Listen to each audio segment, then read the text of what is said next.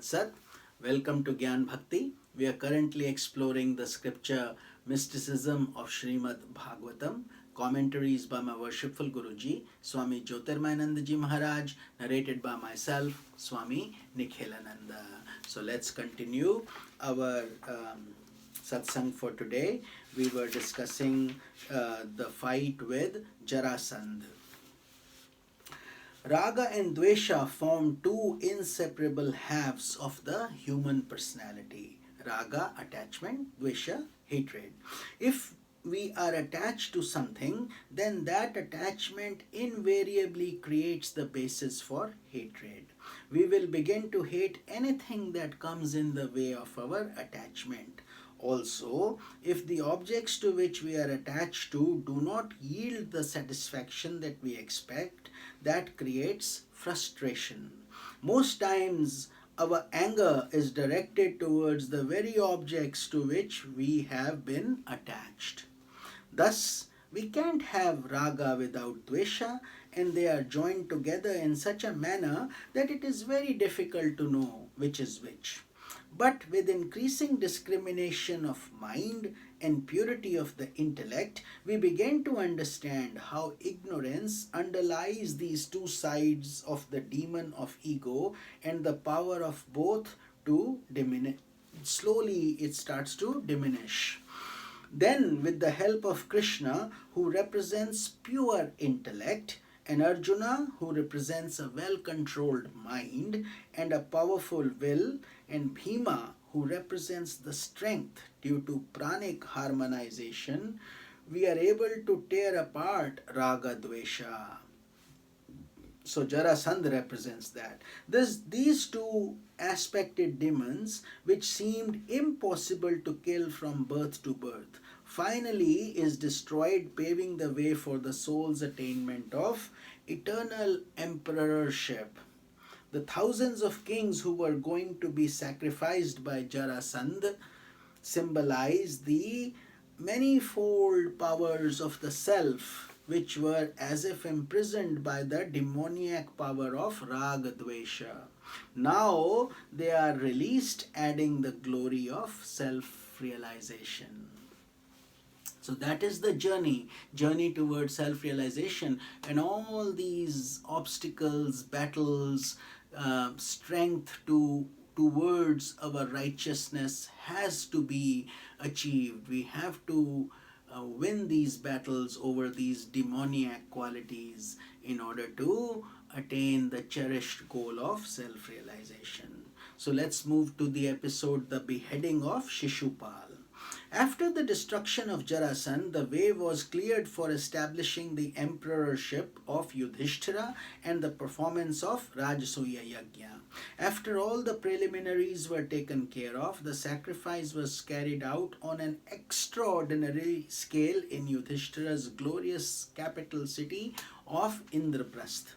At a certain point during the performance of Rajasuya Yajna, it was customary to honor those who were present. Thus, in the court of Yudhishthira, it came time to decide who was the most important guest, the first to be honored. Sahadev, the youngest Pandava brother, said that divine Krishna was the foremost and he should be worshipped first.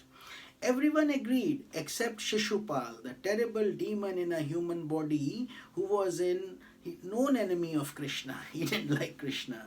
If you recall, Rukmini, Krishna's queen, was going to be given to Shishupal in marriage, but Krishna came and took away Rukmini by force. So Shishupal was furious and continued to harbor tremendous animosity towards Krishna.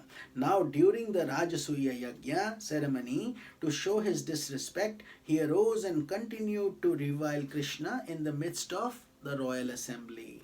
On and on he went, belittling the demon, the glorious deeds of Krishna, and arousing the wrath of those who were loyal to the Pandavas. Krishna listened serenely as the demoniac king uttered his insults, but then finally Shishupal actually challenged Krishna to a fight. Then Krishna arose and, invoking the infallible power of his whirling discus, cut off the head of Shishupal in a lightning flash. At the moment the demon was beheaded, an amazing thing occurred. A light flashed from the body of Shishupal and entered into the body of Krishna. The earth trembled and rain poured from the sky, and all beheld the swift destruction of this mighty force of evil as the spirit of the wicked king merged in Krishna. After these events, all doubts about the glory of Krishna were dispelled, and the Rajasuya Yagya continued without any difficulty. Mystical meaning. Shishupal is the personification of doshadrishti in an aspirant, meaning trying to find faults in everything, the error of constantly looking for defects. At every moment a person has a choice of viewing either the positive in life or the negative. If we continuously look at the positive side of things, our mind goes on developing positive impressions. If we look at the negative, our mind becomes filled with more and more degrading impressions. So therefore, positive thinking is always the way to go.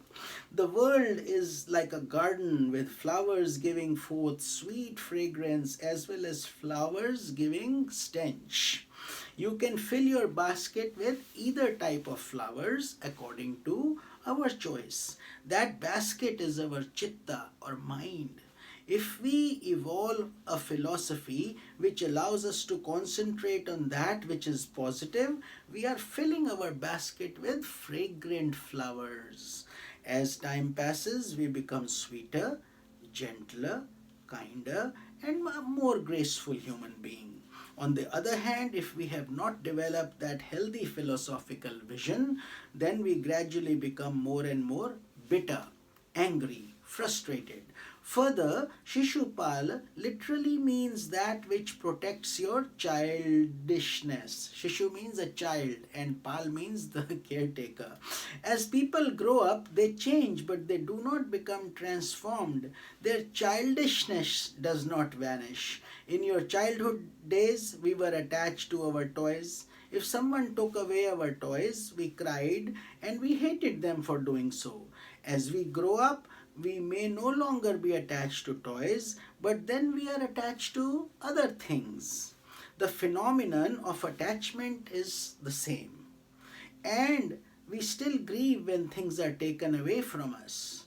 We may have become a scholar with high academic degrees, but we still have the same old anger, hatred, jealousy, fear, insecurity, etc.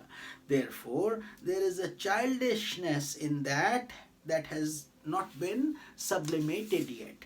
Shishupal is that spirit of childishness that will not allow us to touch the feet of God, that will not allow us to accept God as the greatest reality. But as we advance spiritually, a divine power overcomes our childish defects and beheads them, as it were.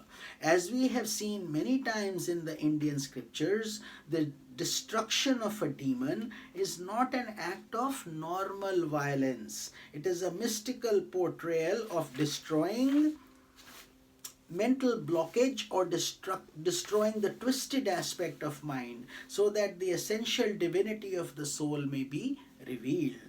And when a demon is being destroyed, regardless of how cruel the demon might have been, a light flashes from the demon and enters the divine slayer. This implies that every defect that has nothing but virtue in an unobstructed state. So it is just a vice that needs to be corrected, short-circuited. When electricity has been short-circuited, it becomes dangerous. So too, a virtue that has been locked up due to mental complexes becomes a vice.